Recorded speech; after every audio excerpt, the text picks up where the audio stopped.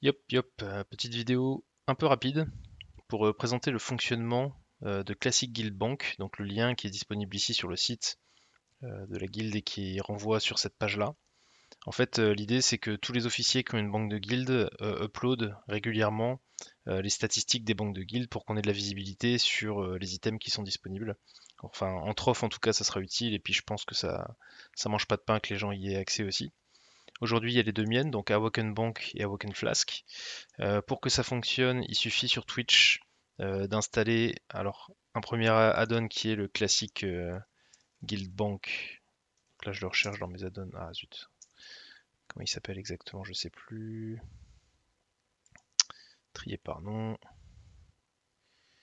Je vais le trouver, voilà. Classic Guild Bank. Donc vous le trouverez sur Twitch ou sur CurseForge si vous passez par le site directement. Il est souvent mis à jour, donc je vous conseille quand même de le mettre par Twitch. Et un autre truc que j'aime bien, moi, c'est Sort. Attendez.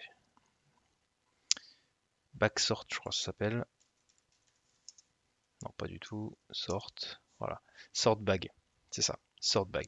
Et je vais vous montrer en jeu à quoi ça sert. Du coup, une fois en jeu, c'est pas très compliqué. On a accès maintenant, grâce à ces deux add-ons, à trois macros. La première macro, c'est le classique Guild Bank, c'est le CGB qui va permettre, je vous montrerai après, d'uploader la banque de guild sur le site. Il faut le faire manuellement, c'est un peu contraignant, mais au moins ça repose pas sur un programme tiers.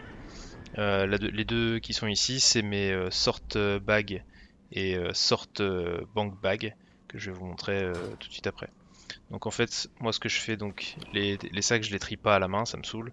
Du coup ici j'ai mon bouton qui me permet de réordonner les items. Donc c'est pas mal parce que ça permet d'avoir une vue assez clean sur le site derrière. Et de la même manière, dans la banque, si j'ai des items qui se baladent un petit peu, je vais en changer quelques-uns volontairement, automatiquement en fait il va me les réordonner. C'est assez rapide en plus donc c'est assez cool. Pour que il y ait une visibilité assez cool avec tous les items qui sont les mêmes qui suivent. Donc voilà, une fois que je vais vouloir uploader le contenu d'une banque sur le site, il faut que j'active ma macro classique Guild Bank. Il faut juste le faire avec la banque ouverte, parce que vous allez voir, si j'ai pas la banque ouverte, on voit qu'il n'y a pas beaucoup de données là. Si j'ai parce qu'en fait ça prend que les sacs en compte. Si j'ai la banque ouverte, là ça va faire un peu plus de données, et c'est parce que ça prend les deux.